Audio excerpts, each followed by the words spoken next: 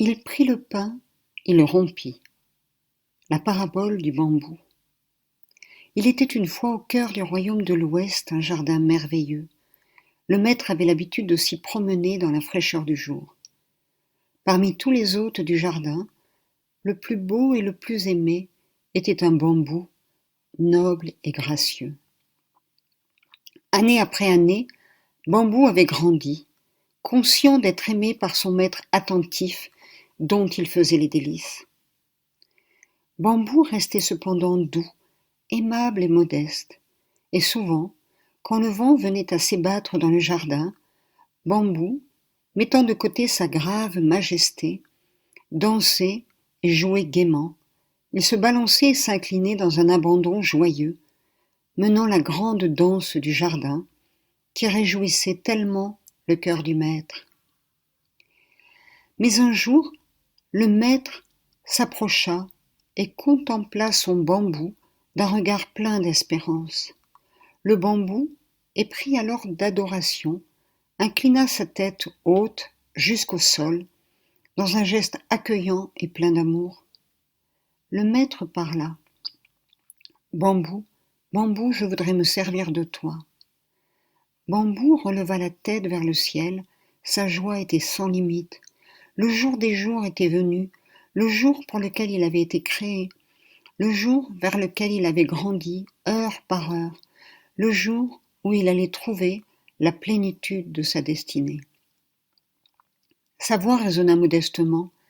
Maître, je suis prêt, fais de moi ce que tu veux. Bambou, la voix du maître était grave.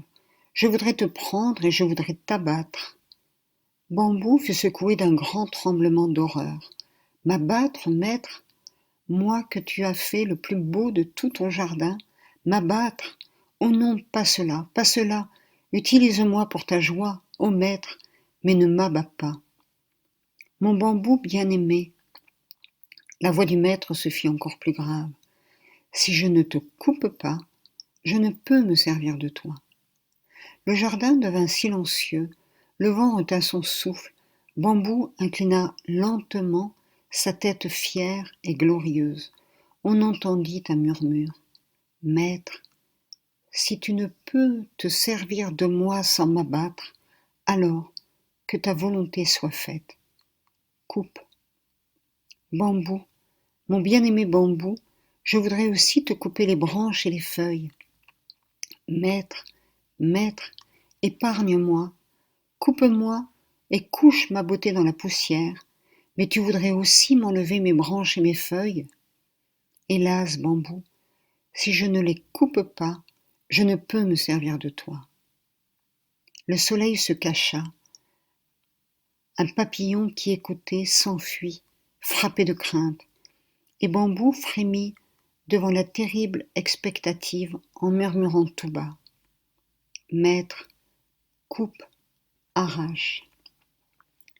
Bambou, bambou, je voudrais encore te fendre en deux et t'enlever le cœur, car si je ne te coupe pas ainsi, je ne peux me servir de toi. Alors Bambou s'inclina jusqu'à terre. Maître, tu peux couper, tu peux me fendre. Ainsi fit le maître du jardin.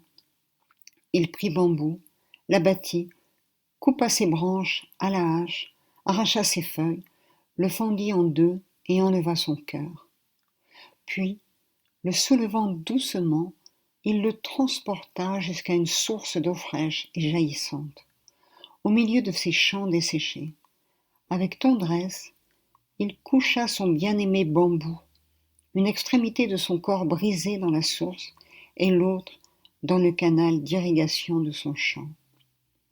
Et la source chanta la bienvenue, et les eaux claires et scintillantes s'élancèrent joyeusement dans l'aqueduc formé par le corps déchiré de Bambou. Et elles coururent jusque dans les champs assoiffés. Alors le riz fut planté, et les jours passèrent, et les pousses apparurent, et vint le temps de la moisson. En ce jour-là, Bambou, autrefois si glorieux de sa noble beauté, rayonnait plus glorieux encore dans son être brisé et humilié.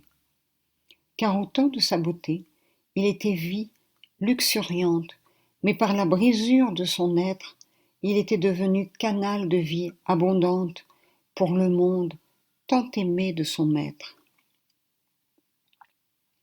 Cette parabole nous parle de Jésus et de son destin, tel qu'il est célébré dans l'Eucharistie.